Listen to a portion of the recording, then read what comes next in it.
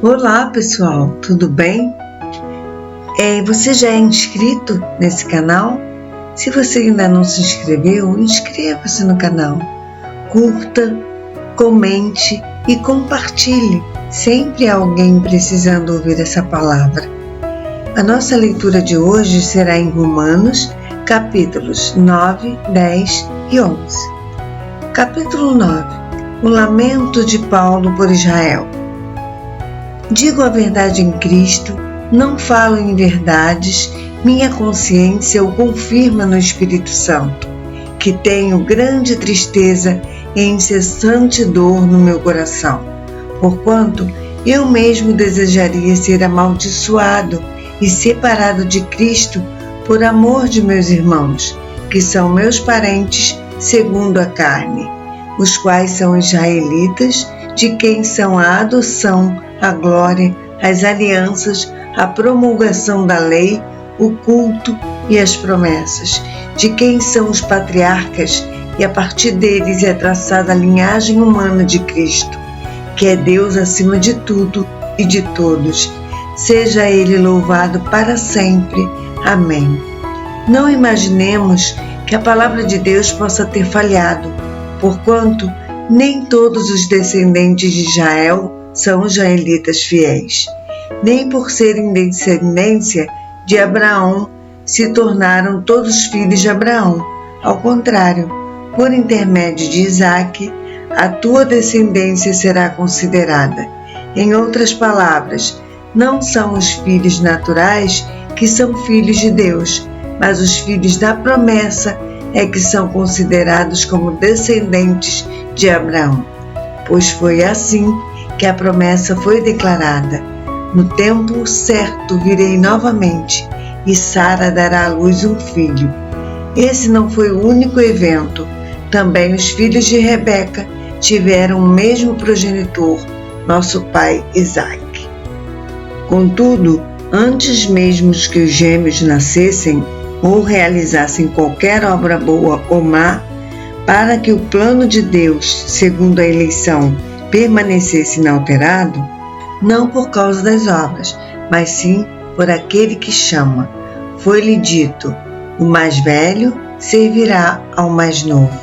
Como está escrito: amei a Jacó, mas rejeitei a Esaú. Que conclusão podemos tirar? Acaso Deus não é justo? De modo algum. Porquanto ele declara a Moisés: terei misericórdia de quem eu quiser ter misericórdia, e terei compaixão de quem eu desejar ter compaixão. Assim, claro está que isso não depende da vontade, tampouco do esforço do ser humano, mas da maneira como Deus focaliza sua misericórdia. Pois diz a Escritura ao Faraó: eu o levantei exatamente com esse propósito, revelar em ti o meu poder, e para que o meu nome seja proclamado por toda a terra. Portanto, ele tem misericórdia de quem deseja e endurece o coração de quem quer. Certamente me perguntarás: por que Deus ainda nos culpa? Pois quem pode se opor à sua vontade? Todavia, quem és tu, ó homem, para questionares a Deus? Acaso aquilo que é criado pode interpelar seu Criador, dizendo: por que me fizeste assim? Ou o oleiro não tem todo o direito de produzir do mesmo barro um vaso para fins nobres e outro para usos menos honrosos? Mas o que tens a dizer se Deus suportou com muita longanimidade os vasos da ira, preparados para destruição, porque desejava manifestar sua ira e tornar conhecido seu poder, a fim de que fossem conhecidas as riquezas da sua glória para com os vasos de sua misericórdia, que preparou com grande antecedência para a glória. Quero dizer, a nós próprios, a quem convocou, não apenas dentre os judeus, mas igualmente dentre todos os gentios? Como diz ele também em Oséias: chamarei meu povo a quem não é meu povo, e chamarei minha amada a quem não é minha amada. E mais, acontecerá que no mesmo lugar em que lhes foi declarado: vós não sois meu povo, aí serão chamados filhos do Deus vivo.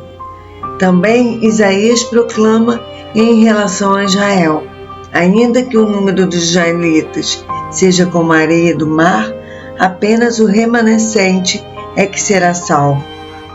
Porquanto o Senhor executará sobre a terra a sua sentença, rápida e de uma vez por todas. E como dissera Isaías anteriormente, se o Senhor dos Exércitos não nos tivesse deixado descendentes, já estaríamos como Sodoma e Gomorra. A que conclusão chegamos? Os gentios que não procuravam justiça a receberam, uma justiça que vem pela fé. Entretanto, Israel, que buscava uma lei que trouxesse justiça, não a alcançou. E por que não? Porque não a buscava pela fé, mas como que por meio das obras. Eles tropeçaram na pedra de tropeço, como está escrito: eis que ponho em Sião uma pedra de tropeço e uma rocha de escândalo, mas aquele que nela confia jamais será envergonhado. Romanos, capítulo 10. Paulo suplica a Israel que creia.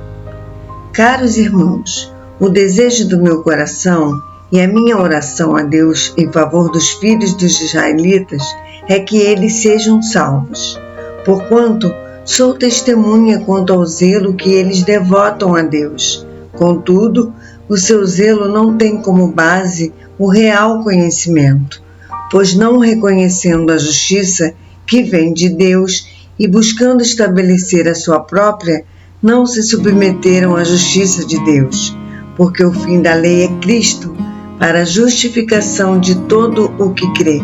Ora, Moisés ensina desta maneira sobre a justiça que vem da lei. O homem que pratica a justiça proveniente da lei viverá por meio dela.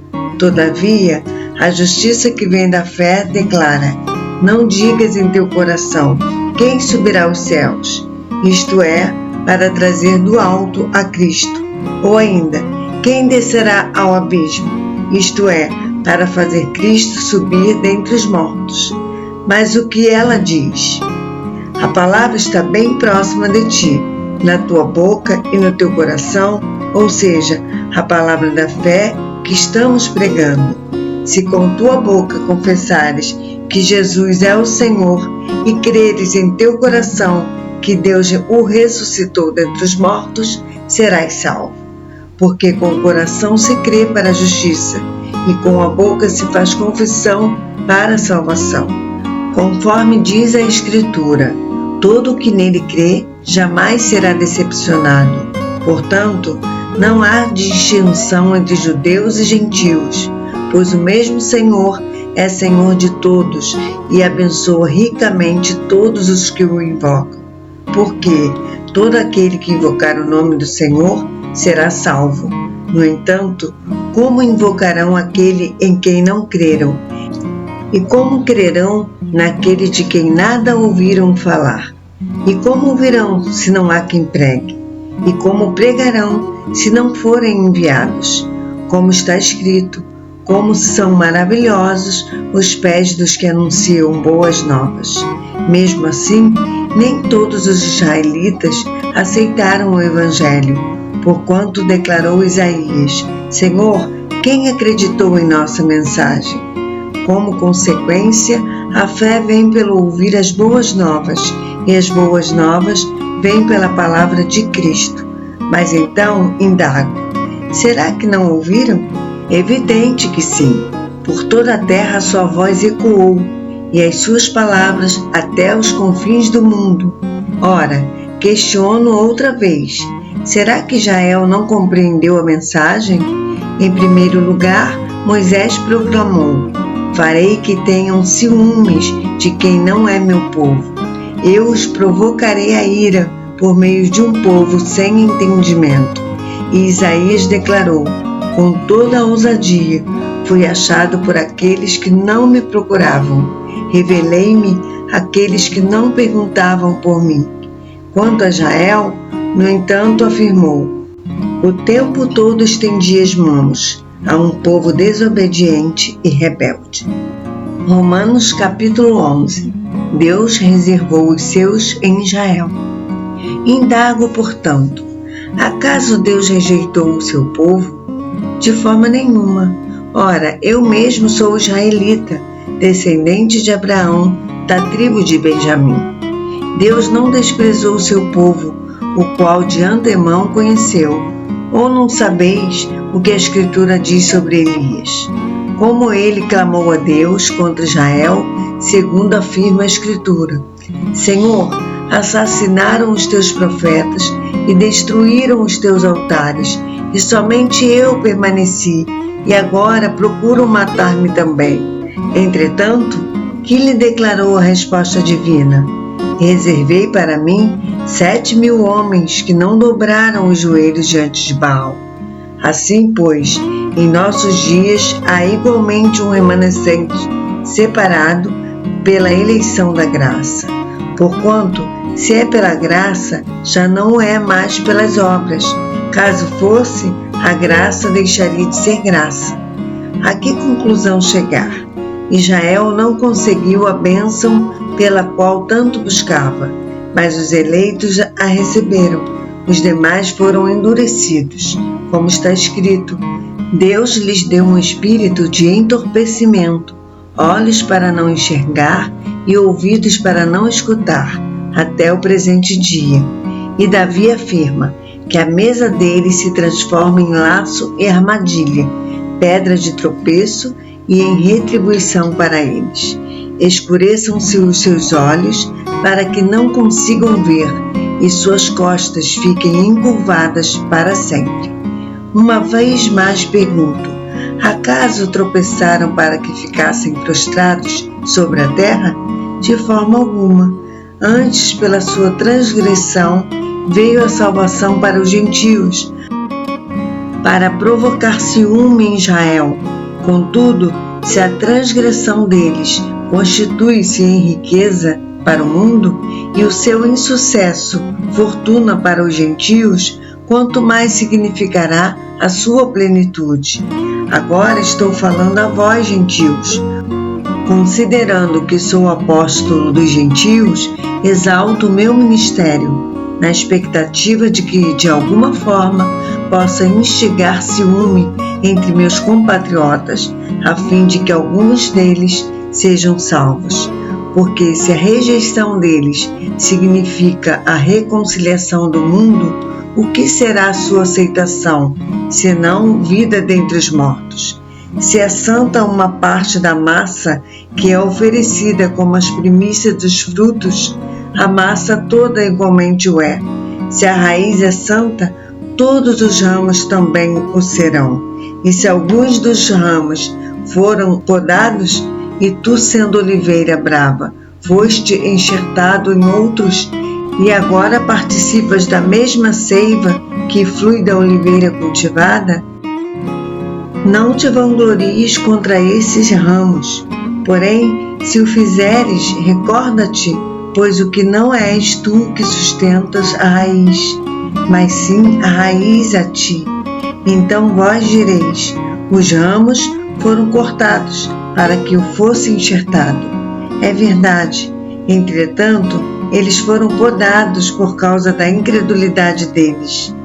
Porém, tu que permaneces firme pela fé, não te envaideças, mas teme, porque se Deus não poupou os próprios ramos naturais, de igual maneira não poupará a ti.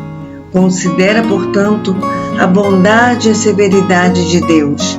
Severidade para com aqueles que caíram, mas bondade para contigo, desde que permaneças firme na bondade dele. Do contrário, também tu serás excluído.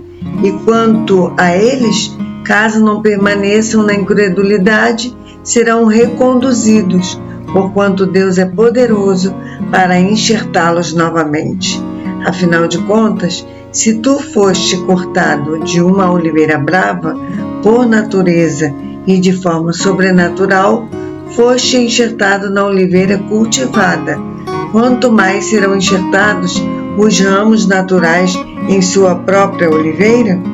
Irmãos, Não quero que ignoreis este ministério, para que não sejais presunçosos. Israel experimentou um endurecimento em parte, até que chegue a plenitude dos gentios. E assim, todo Israel será salvo, como está escrito. Virá de Sião o Redentor, que desviará de Jacó a impiedade. E esta é a minha aliança com eles, quando eu remover os seus pecados. Quanto ao Evangelho, eles são, na verdade, inimigos por causa de vós. Mas quanto à eleição, amados por causa dos patriarcas. Porque os dons e o chamado de Deus são irrevogáveis. Pois assim como vós antigamente fostes desobedientes a Deus, mas agora alcançastes misericórdia em virtude da desobediência deles, assim também estes agora tornaram-se desobedientes para também alcançarem misericórdia em virtude da misericórdia a vós demonstrada. Porquanto Deus colocou todos debaixo da desobediência, a fim de usar de misericórdia para com todos. Ó profundidade da riqueza, da sabedoria e do conhecimento de Deus! Quão insondáveis são os seus juízos e quão inescrutáveis os seus caminhos! Pois quem conheceu a mente do Senhor? Quem se tornou seu conselheiro? Quem primeiro lhe deu alguma coisa para que ele lhe recompense? Portanto, dele, por ele e para ele são todas as coisas. A ele seja a glória perpetuamente. Amém. Amanhã a nossa leitura será no livro de Romanos, capítulos 12, 13, 14, 15 e 16. Até amanhã, se assim o Senhor nos permitir. Um abraço.